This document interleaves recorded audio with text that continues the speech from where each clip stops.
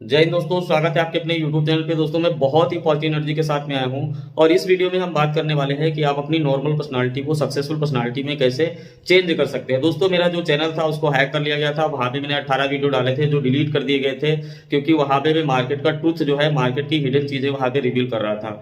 2-2.5 महीने ही मैंने काम किया था और वो चैनल मेरा डिलीट कर दिया गया था। तो ये वीडियो उस चैनल पे मैंने डाला था और इसमें हमने बिल्कुल सिंपल स्टेप बताए हैं कि आप अपनी नॉर्मल पर्सनालिटी को सक्सेसफुल पर्सनालिटी में कैसे चेंज कर सकते हो। और ये बात मैं नहीं बोल रहा हूँ, इस वीडियो बनाने के पीछे मैंने कम से कम 100 से ज़्यादा लोगों की ऑटोबायोग्राफी पढ़ी है, चाहे वो विवेकानंद हो, अब्दुल कलाम जी हों, जितने भी सफल लोग हैं, इंडियन को भी, मैं वेस्टर्न को भी, न्यूटन और भी जितने सफल लोग हैं, तो मैंने मैक्सिमम लोगों की पढ़ी है। तो उसमें मैंने कुछ ऐसी चीज़ें निकाली कि जो सब में कॉमन थी, कॉमन सिमिलरिटी थी, और उसी पे ये टॉपिक मैंने बनाया था कि एक नॉर्मल आदमी के अंदर वो चीज़ें नहीं होती है। देखिए, पर्सनालिटी डेवलपमेंट का मतलब ये होता है कि आप कैसे सोचते हैं, चीज़ों को कैसे ऑब्जर्व करते हैं और आपके समाज के प्रति आपका क्या व्यवहार है।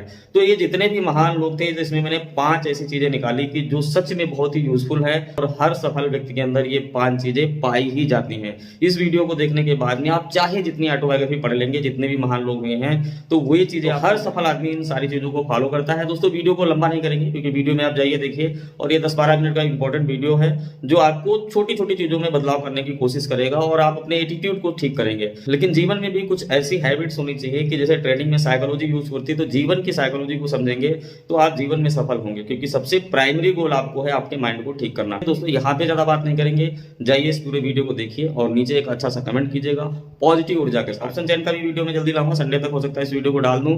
और जो चीज है ना कि आज मैंने क्या सोचा कि चलो कुछ नहीं, थोड़ा सा बदलाव करते, ये वीडियो देखिए थोड़ा सा बदलाव आएगा, तो बदलाव आते आते आप पूरी तरह से बदल जाएंगे, जीवन में भी सफल हो जाएंगे और ट्रेडिंग में भी सफल हो जाएंगे। दोस्तों आज मैं अपनी खिड़की के पास वीडियो बना रहा हूँ और यहाँ पे देख सकते हैं कि मोबाइल का मेरा ट्राइपॉड वगैरह दिख रहा है। तो दोस्तों चलो वीडियो को देखो और एक अच्छा सा कमेंट करो। Thank you so much. Hello दोस्तों, नमस्कार, जय हिंद, वंदे मातरम। स्वागत है आपके अपने YouTube चैनल पे। दोस्तों आज मैं बात करने आया हूँ कि आप अपनी एक्चुअल पर्सनालिटी को सक्सेसफुल पर्सनालिटी में कैसे चेंज करें। दोस्तों इतिहास से लेकर आज तक जितने भी सफल व्यक्ति हुए हैं, अगर आप उनकी ऑटोबायोग्राफी पढ़ेंगे तो आप पाएंगे कुछ ऐसी कॉमन सिमिलरिटी जो सभी सफल व्यक्ति में होती ही हैं। कौन सी ऐसी पावरफुल चीजें हैं जो आप अपनी पर्सनालिटी में डाल करके किसी भी फील्ड में आप टॉप लेवल पे जा सकते हो। तो दोस्तों आज का टॉपिक बहुत ही इंपॉर्टेंट है और इस टॉपिक में मैंने 5 चीजें कंसीडर की हैं। Attitude versus gratitude, compromise versus self respect, expectation versus unconditional love, thought versus goal और एक्सेप्ट वर्सेस ब्लेम। दोस्तों ये 5 पावरफुल लर्निंग है आज आपके लिए। अगर आप इसे डिटेल से समझेंगे तो आप किसी भी फील्ड में टॉप लेवल पे। दोस्तों पॉइंट नंबर 1 समझते हैं, attitude versus gratitude. What is attitude? Attitude कहते हैं आपके रवैये को, आपके व्यवहार को, जो दूसरे लोग आपके बारे में अपना ओपिनियन या राय बना के रखते हैं। What is gratitude? ग्रेटिट्यूड कहते हैं कृतज्ञता को, आभार की भावना को, जो आप दूसरे लोगों के बारे में अपनी ओपिनियन या राय रखते हैं। See the difference, attitude personality versus gratitude personality. दोस्तों बहुत पावरफुल लर्निंग है, आप ध्यान से समझिएगा। एटीट्यूड पर्सनालिटी के लोगों के बारे में दूसरे लोग अपनी ओपिनियन राय या राय बना के रखते हैं, जैसे कि ये अच्छा है, ये बुरा है, ये ऑनेस्ट है, ये ऑनेस्ट नहीं है, ये ग्रीडी है।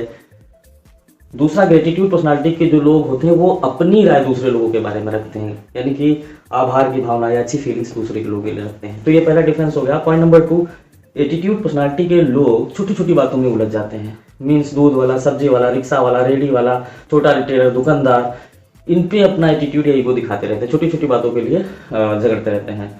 या कहीं कॉमन प्लेस में थोड़ा टच हो गया, ट्रैफिक में थोड़ा सा भी टच हो गया तो तुरंत हाइपर हो जाते हैं। जबकि यहाँ पे ग्रेटिट्यूड पर्सनालिटी के लोग बहुत समझदारी से अपने आप को बचा लेते हैं। थोड़ा टच भी हो गया तो बोलते सॉरी भाई साहब। इसमें जाता क्या है, अगर आप किसी के लिए भी स्माइल करेंगे तो सामने से स्माइल ही आएगी।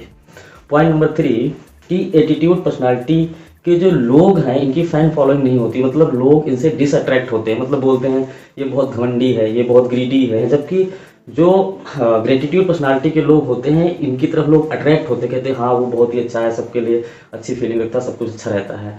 तो ये 3-4 मेन कारण है जो हमने डिस्क्राइब किए हैं। तो ये पहली आदत है कि अगर आप एटीट्यूड पर्सनालिटी में हैं तो आपको एटीट्यूड को शिफ्ट करें ग्रेटिट्यूड पर्सनालिटी। दोस्तों अब क्विकली बात करते हैं पॉइंट नंबर 2 की, कॉम्प्रोमाइज वर्सेस सेल्फ रिस्पेक्ट। ये बहुत इंपॉर्टेंट है आपके लिए। What is compromise? दोस्तों कॉम्प्रोमाइज कहते हैं आपके इमोशन और टैलेंट की एक्चुअल वैल्यू के नीचे जाना compromise. What is self respect? अपने इमोशन और टैलेंट की एक्चुअल वैल्यू से no compromise, that is self respect. तो see the different compromise personality versus self respect. ये बहुत केयरफुली समझिएगा दोस्तों, क्योंकि मैंने देखा है कि बहुत सारे लोग ऐसे हैं जो उनकी स्किल या उनके पास अपनी जो टैलेंट है उसकी वैल्यू 50,000 की है, लेकिन वो अनएम्प्लॉयमेंट देख के घबराए हुए हैं और 20,000 पे ही काम कर रहे हैं। तो यहाँ पे जो सेल्फ रिस्पेक्ट वाले हैं वो अपनी वैल्यू कैलकुलेट कर लेते हैं और अपनी पर्सनालिटी को कैलकुलेट कर लेते हैं कि हाँ, मैं इस तरह से अपनी मार्केटिंग में इस पोजीशन पे हूँ, तो मैं इससे बहुत ज़्यादा कॉम्प्रोमाइज़ नहीं करूँगा। तो ये पहला डिफरेंस होता है कि जो सेल्फ रिस्पेक्ट पर्सन होते हैं वो बहुत ज़्यादा अपना मोरल हरासमेंट नहीं कराते हैं।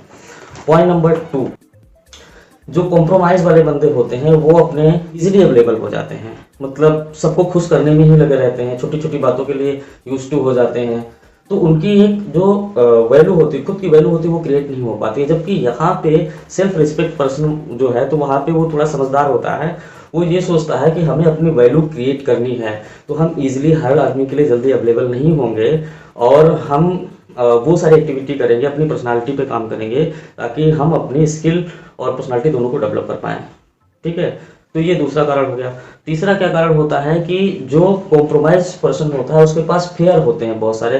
कैसे फेयर होते हैं? उसे जॉब जाने का फेयर होता है, किसी भी प्रॉब्लम का फेयर होगा तो वो कॉम्प्रोमाइज फेयर की वजह से करता रहता है। इस वजह से वो अपनी एक्चुअल पर्सनालिटी पे फोकस नहीं कर पाता, यानी कि वो अपनी स्किल पे काम नहीं करेगा, उसकी विल पावर डाउन रहेगी, वो डिप्रेशन में रहेगा, उसको एंग्जाइटी रहेगी, तो नर्वस रहेगा। तो इस तरह से क्या होता है कि उसकी जो एक्चुअल पर्सनालिटी है मीन्स वो धीरे धीरे गिरती चली जाती है। जबकि यहाँ पे जो सेल्फ रिस्पेक्ट पर्सन है वो वो उसका बिहेवियर इसके जस्ट अपोजिट होता है।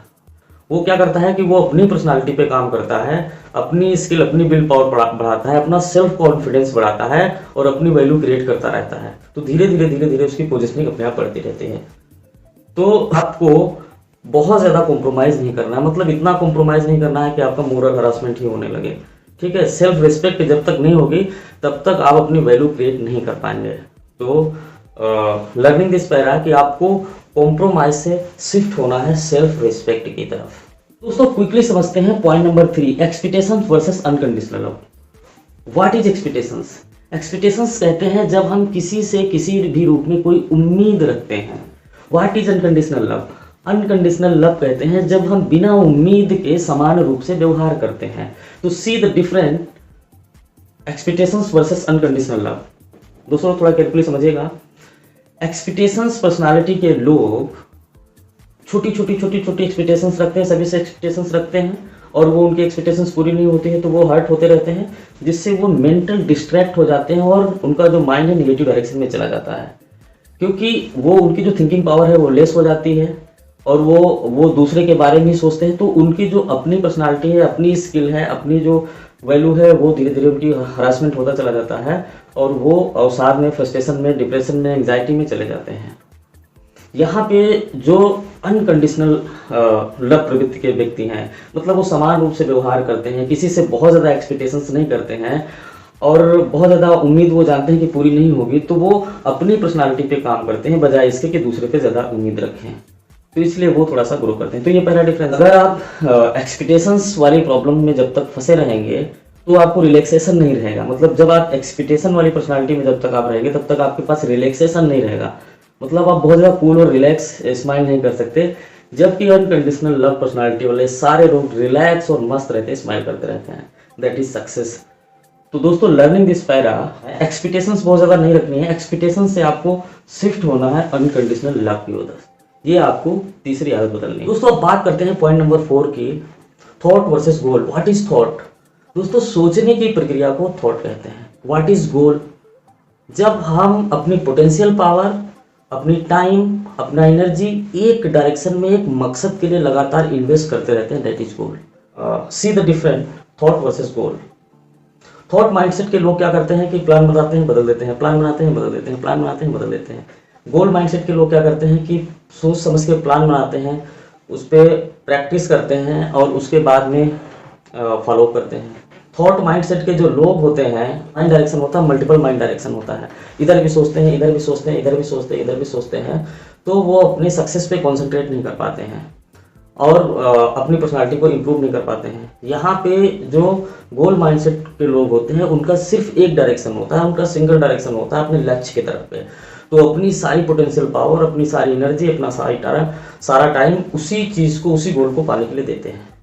तो यहाँ पे क्या होता है, सक्सेस के चांसेस बढ़ जाते हैं 90% ज़्यादा, क्योंकि आप अगर अपनी थोड़ी थोड़ी एनर्जी 4 जगह इन्वेस्ट करोगे तो चारों जगह से आपको आउटपुट नहीं मिलेगा, लेकिन एक जगह इन्वेस्ट करोगे अपना टाइम एनर्जी तो नेचुरली आपको आउटपुट मिलेगा ही मिलेगा।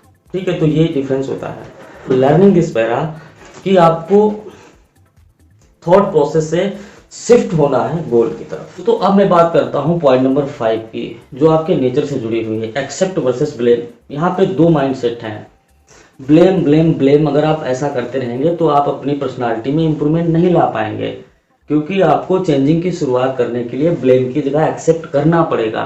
जितने भी सफल व्यक्ति हुए हैं, अगर आप उनकी ऑटोबायोग्राफी पढ़ेंगे तो ये कॉमन सिमिलरिटी पाएंगे कि उन्होंने कभी ब्लेम नहीं किया, परिस्थितियों को चैलेंज के रूप में लिया, ठीक है, और उसको प्रूव करके दिखाया। तो आप अगर हर जगह ब्लेम ही करते रहते हैं तो इससे प्रॉब्लम ये होगी कि आप अपनी प्रॉब्लम को असिस्ट नहीं कर पाएंगे।